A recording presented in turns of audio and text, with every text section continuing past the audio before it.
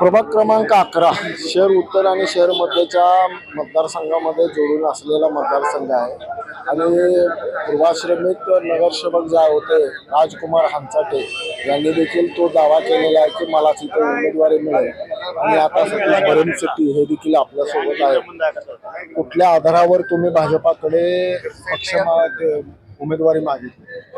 आता मी गेली 25 वर्ष आमच्या बिडे घरकुल भागातून तिथल्या प्रस्थापितांविरोधात आम्ही आजपर्यंत लढा देत आलेलो आहे, पक्षाचं काम करत आलेलो आहे आणि आम्ही निष्ठेच्या बळावर, निष्ठेच्या महत्त्वाचं काय निष्ठेच्या बळावर आम्ही तिथे तिकीट मागतोय। आम्ही 25 वर्ष भारतीय जनता पार्टीच्या पक्षाच्या नेतृत्वात शहर अध्यक्षांच्या तिथले आमदार विजयकुमार देशमुख मालक, या देशाचे पंतप्रधान नरेंद्र मोदी साहेब, राज्याचे मुख्यमंत्री मुख्यमंत्री फडणवीस साहेब यांच्या नेतृत्वात आम्ही तिथं 25 वर्ष काम करत आलेलो आहे। त्यामुळे आम्ही निष्ठेच्या जोरावर मतदारसंघाची जर रचना सांगितलं, किती टक्के भाग उत्तरमध्ये आहे आणि किती टक्के भाग मध्ये?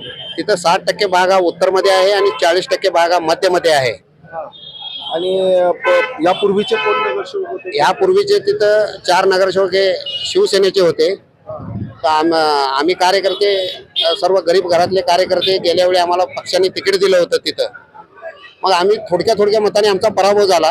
परंतु यावेळी भारतीय जनता पार्टीने तिथं एक विधानसभेला असं एक रिझल्ट तिथं समोर ठेवलेला आहे की 35 वर्ष त्या भागातून जे नगरसेवक म्हणून तिथं निवडून आले होते ते विधानसभेला आमचे उमेदवार भाजपचे आमदार विजयकुमार देशमुखांविरोधात उभे राहिले होते, पण त्याच भागात त्यांचा पराभव झाला। तिथं भारतीय जनता पार्टीला जवळजवळ 9,500ची लीड प्रभाग 11 मधून मिळाल्यामुळं आमचा आत्मविश्वास दुणावलेला आहे। म्हणून या जोरावरच आम्ही तिथं भारतीय जनता पार्टीचे कार्यकर्ते तिकीट 2017ला ज्या प्रतिस्पर्ध्याबरोबर तुम्ही निवडणूक लढवली तेच प्रतिस्पर्धी आता ह्या भाजपा कार्यालयामध्ये उमेदवारी मागतायत।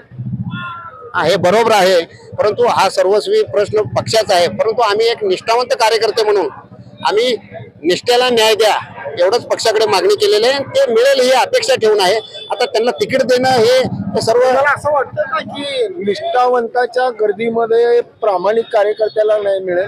100% परत एकदा सांगतो, निष्ठेला यश येणार आहे आणि जे कोणी आमच्या विरोधात लढलेले ते आता आलेले आहेत त्यांच्या बाजू पक्ष विचार करेल, परंतु पहिला विचार आमचा होईल। त्यांना का देऊ नये?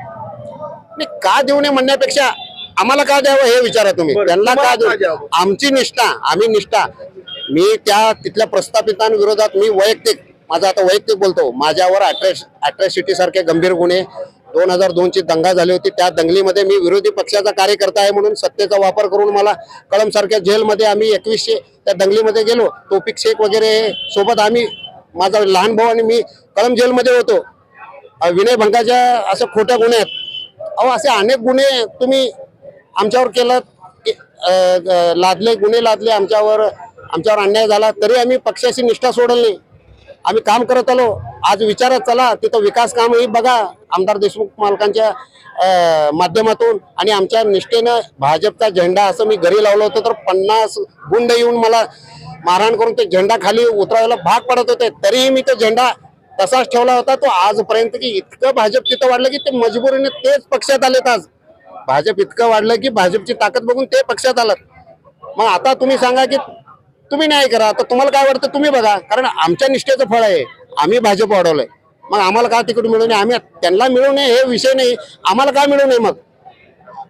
म्हणूनच मी अनेक दिवसापासून म्हणतोय की निष्ठावंताच्या गर्दीमध्ये प्रामाणिक कार्यकर्ता कुठे झापला जातो की काय, किंवा मागे पडतो की काय, अशा कार्यकर्त्यांनी स्वतःच्या घरावर तुळशी मंत्र ठेवून पक्षाला वाढवण्यासाठीचे प्रयत्न केले।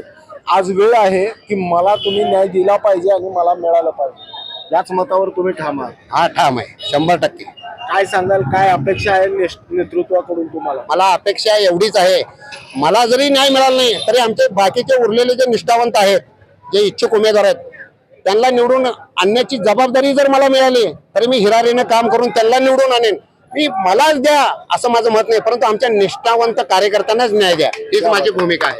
म्हणजे खरंच उत्स्फूर्त आहे, ते अगदी मोठ्या पोटात दिल्लीच्या देठापासून बोलतायत आणि हेच शेवट आहे आणि हेच खरं आहे की उद्ध्वस्त झालेला कार्यकर्ता हाच कार्यकर्ताच असतो।